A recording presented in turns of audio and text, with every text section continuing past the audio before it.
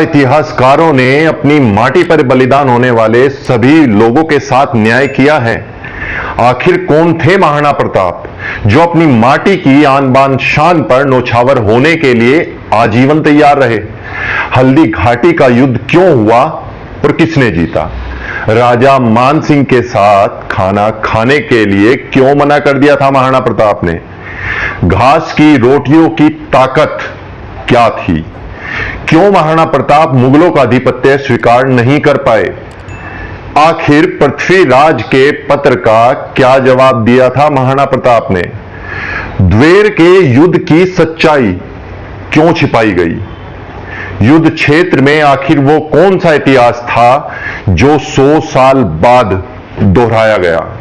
इन सभी प्रश्नों के जवाब आपको अगले 10 मिनट में मिल जाएंगे। नमस्कार दोस्तों, मैं विशाल चौधरी चौपाल व्यू चैनल पर आपका स्वागत करता हूं। महाराणा प्रताप हल्दी घाटी से लेकर द्वेर की जंग तक की पूरी कहानी। द्वेर की जंग, जिसके बाद मुगल सेना ने महाराणा प्रताप पर हाथ डालने की कोशिश नहीं की। भीलों के सहचर्य ने प्रताप को वो चीजें सिखाई जो वो महल में नहीं सीख पाते। मसलन जंगल की कठिन परिस्थितियों में जीना, कमाल की तीरंदाजी। हल्दी घाटी के युद्ध में महाराणा प्रताप और मानसिंह का आमना सामना हुआ। इतिहासकार लॉयड और सुजैन रुडोल्फ इस एक क्षण के बारे में लिखते हैं। महाराणा प्रताप ने जब मानसिंह को देखा होगा तो उन्हें एक एहसास जरूर हुआ होगा, वो ये कि मानसिंह वो सब कुछ थे जो होने से महाराणा प्रताप ने इनकार कर दिया था। एक अजय शाही सेना के कमांडर, एक बड़ी रियासत के सूबेदार, जिनका मुगल दरबार में बड़ा ओहदा था। राजस्थान की लोक कथाओं में एक किस्सा है, जब अकबर ने राजा मानसिंह को महाराणा प्रताप को मनाने भेजा तो महाराणा प्रताप ने मानसिंह को मुगलों का रिश्तेदार बताते हुए उनके साथ खाने से इनकार कर दिया था। हालांकि अधिकतर इतिहासकारों ने इस किस्से को मनगढ़ंत बताया है, लेकिन इतना जरूर है कि हल्दी घाटी की लड़ाई सिर्फ अकबर और महाराणा प्रताप के बीच ही नहीं थी, ये दो राजपूतों की आपस की लड़ाई थी। पिछले सालों में इस बात पर बड़ी बहस हुई है कि हल्दी घाटी की लड़ाई कौन जीता। अधिकतर इतिहासकार मानते हैं कि चूंकि महाराणा प्रताप इस लड़ाई से पीछे हट गए थे, इसलिए टेक्निकली जीत शाही सेना की हुई। लेकिन हाल के वर्षों में एक नया नजरिया भी उपजा है, जिसमें कहा जाता है कि लड़ाई असल में महाराणा प्रताप ने जीती थी। अंग्रेजों की कहावत last the battle to win the war इस पूरी कहानी को समझने में हमारी मदद कर सकती है, जिसका एक अहम हिस्सा है द्वेर की लड़ाई। महाराणा प्रताप गद्दी पर बैठे। आज 9 मई है और आज ही की तारीख का संबंध महाराणा प्रताप से है। आज ही के दिन यानी 9 मई 1540 को चित्तौड़ के कुंभलगढ़ किले में महाराणा प्रताप का जन्म हुआ था। उनकी मां का नाम जयवंता बाई था और पिता चित्तौड़ के महाराजा उदय सिंह थे। हालांकि प्रताप उदय सिंह के सबसे बड़े बेटे थे, लेकिन उन्होंने अपनी सबसे प्रिय रानी धीर बाई के बेटे जगमाल सिंह को अपना उत्तराधिकारी घोषित किया। उदय सिंह की मृत्यु के बाद जगमाल सिंह ने गद्दी पर बैठने की कोशिश की, लेकिन अधिकतर सिसोदिया सुल्तान महाराणा प्रताप के साथ थे, इसलिए जगमाल को गद्दी से हटाकर महाराणा प्रताप का राज्याभिषेक कराया गया। 1572 में गद्दी पर बैठने के बाद महाराणा प्रताप ने सबसे पहले सुरक्षा प्रणाली को मजबूत किया। उन्हें अंदाजा था कि आज या कल शाही मुगल सेना से युद्ध होना ही है, इसलिए उन्होंने मेवाड़ में 56 और गोड़वाड़ के इलाकों पर अपनी पकड़ मजबूत की और साथ ही अरावली के जंगलों में रहने वाले भीलों से अपने पुराने रिश्ते मजबूत किए। महाराणा प्रताप के सत्ता संभालने के 4 साल बाद आखिर दोनों सेनाएं आमने सामने आई। अकबर ने मानसिंह के नेतृत्व में एक बड़ी सेना गोकुदा की तरफ रवाना की। संख्या बल के हिसाब से महाराणा प्रताप की स्थिति कमजोर थी। कहा जाता है कि दोनों सेनाओं में 1 और 4 का अनुपात था। माने मेवाड़ के एक मुगल सैनिक पर मुगलों के 4 सैनिक। मुगल सेना की योजना थी गोकुंदा के किले पर कब्जा कर महाराणा प्रताप को कैद करने की।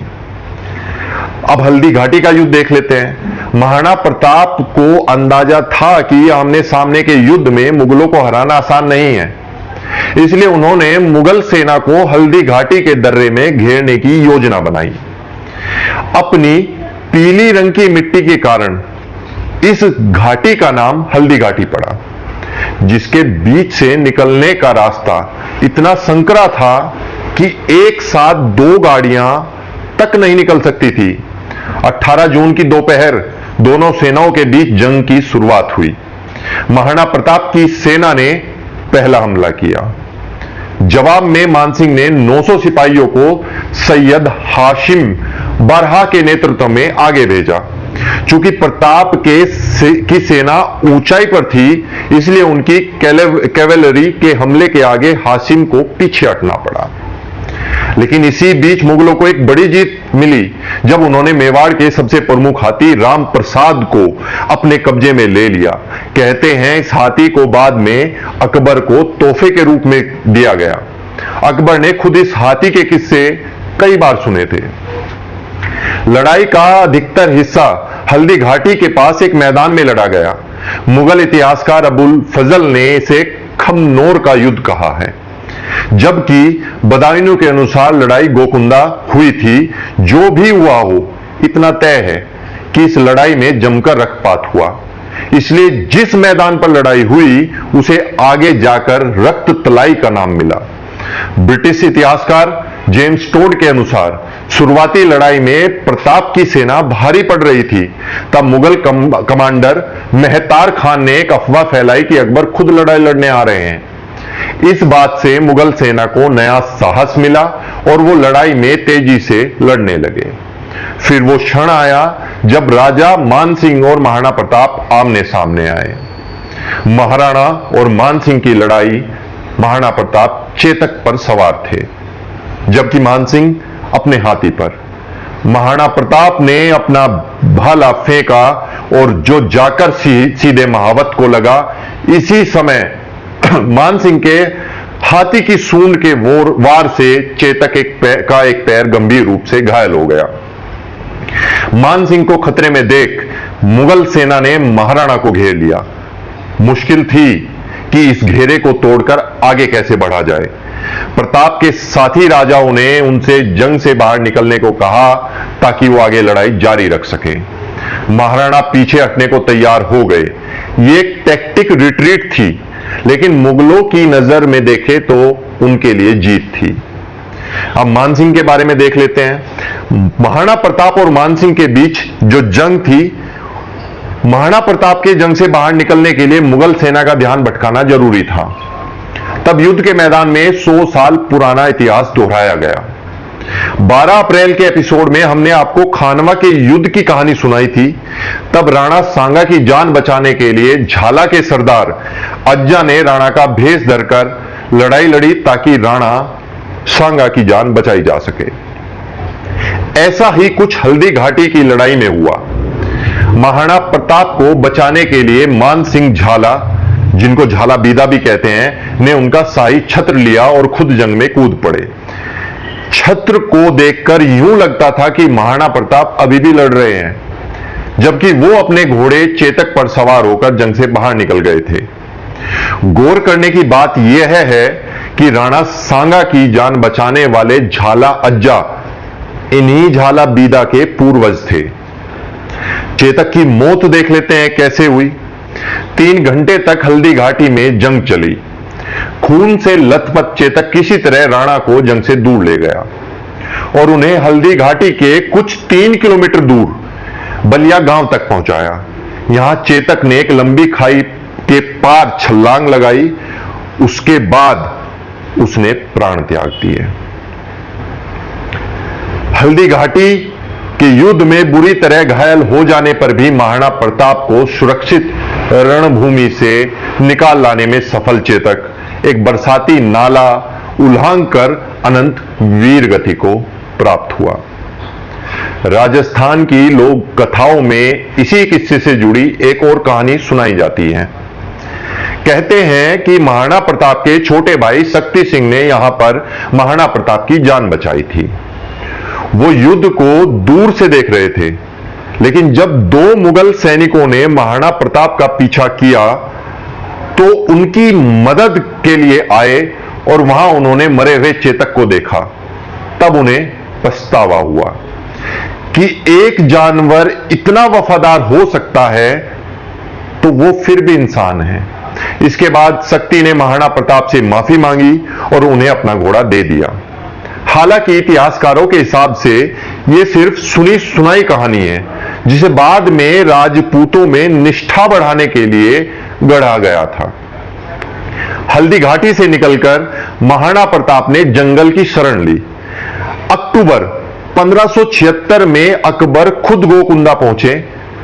इसके बाद उन्होंने आसपास के इलाकों में कई मुगल पोस्ट तैयार की ताकि महाराणा प्रताप को घुटनों पर लाया जा सके। यहीं पर महाराणा की तैयारी काम आई। अपने बचपन के दिनों में उन्होंने भील और गरासिया जनजाति के लोगों से रिश्ता बनाए रखा था, जो आसपास के जंगलों में रहा करते थे। इन्हीं लोगों से उन्होंने जंगल में छिपना, बिना आवाज किए चलना, भेष बदलना और जंगल में क्या खाना है क्या नहीं, ये सब सीखा था। साथ ही उन्होंने भीलों को जागीर भी बांटी थी, जिसके चलते वो उनके प्रति निष्ठा रखते थे। घास की रोटियां, यहीं से वो घास की रोटियों वाला किस्सा निकलता है। किस्सा यूं है कि एक बार महाराणा अपने परिवार के साथ जंगली अनाज और पत्तियों की रोटी बनाकर खा रहे थे। जंगल से कुछ भी मिलना मुश्किल था, इसलिए कुछ रोटी एक दिन खाकर बाकी अगले दिन के लिए बचा ली जाती थी। उस रोज जैसे ही राणा ने निवाला मुंह में डाला, उन्हें अपनी बेटी की चीख सुनाई दी। उन्होंने देखा कि एक जंगली जानवर बेटी के हाथ से रोटी छीनकर भाग गया। अपनी छोटी सी बेटी की चीख सुनकर राणा को इतनी वेदना उठी कि उन्होंने अकबर के सामने हथियार डालने का फैसला किया। यह खबर अकबर तक पहुंची तो उन्होंने बीकानेर के राजकुमार पृथ्वीराज को इस खबर की सच्चाई पता करने के लिए भेजा। तब पृथ्वीराज ने एक कविता के रूप में संदेश महाराणा प्रताप के पास भिजवाया, जिसमें लिखा था कि अगर महाराणा प्रताप को बादशाह मानेंगे तो उस दिन सूरज पश्चिम से उगेगा। आगे पृथ्वीराज ने लिखा, अगर महाराणा भी राजपूतों की आन नहीं रख पाए तो हम सभी को अपना सर शर्म से झुका लेना होगा। लोक कथाओं के अनुसार जब महाराणा ने यह कविता सुनी तो उन्होंने पृथ्वीराज को जवाब देते हुए लिखा, जब तक सांस में सांस है, ईश्वर इस बात का साक्षी है कि प्रताप अकबर को सिर्फ तुर्क कहकर बुलाएगा और सूरज वहीं से निकलेगा जहां से रोज निकलता है। दिवेर की जंग देख लेते हैं। जंगल में रहते हुए ही महाराणा प्रताप ने मुगल सेना के खिलाफ छापामार युद्ध की शुरुआत की। भीलों की सहायता से महाराणा ने मुगल सैनिकों के मन में खौफ पैदा कर दिया। इतिहासकार गोपीनाथ शर्मा लिखते हैं कि राणा के छापामार युद्ध की वजह से मुगल सैनिक मेवाड़ में कैद होकर रह गए। जैसे ही अकबर का ध्यान राजपूताना से हटा, राणा ने अपने खोए हुए इलाकों पर कब्जा करना शुरू कर दिया। अकबर ने महाराणा को पकड़ने के लिए 6 सैनिक अभियान मेवाड़ भेजे, लेकिन किसी को भी कामयाबी नहीं मिली। हल्दी घाटी के युद्ध के 6 साल के भीतर ही राणा ने भामा शाह की मदद से 40,000 घुड़सवारों की एक नई सेना खड़ी कर ली। महाराणा प्रताप और उनके बेटे अमर सिंह, जो आपको फोटो में दिखाई दे रहे होंगे, 1582 में मुगल सेना और महाराणा प्रताप के बीच एक आखिरी युद्ध हुआ, जिसको हम दिवेर का युद्ध कहते हैं। दशहरे का वक्त था। कुंभलगढ़ से करीब 40 किलोमीटर दूर दिवेर में मुगल कमांडर सुल्तान खान ने कमाल संभाल रखी थी। यहां मुगल सेना और महाराणा की सेना के बीच भयंकर युद्ध हुआ। सुल्तान खान एक हाथी पर सवार थे। महाराणा ने अपने भाले से हाथी पर निशाना मारा तो सुल्तान एक घोड़े पर सवार हो गए। तब महाराणा प्रताप के बेटे कुंवर सिंह ने सुल्तान पर हमला करते हुए उन्हें घोड़े समेत मार गिराया। कमांडर की मौत के बाद मुगल सेना भाग खड़ी हुई और दिवेर में महाराणा प्रताप को निर्णायक जीत मिली। इसके बाद आगे बढ़ते हुए महाराणा ने एक दिन में 36 मुगल पोस्टों पर अपना अधिकार किया और देखते ही देखते उन्होंने कुंभलगढ़, गोकुंदा और उदयपुर पर वापस अपना अधिकार कर लिया। 1584 में अकबर ने महाराणा के खिलाफ एक आखिरी कैंपेन भेजा, लेकिन इसमें भी उन्हें सफलता नहीं मिली।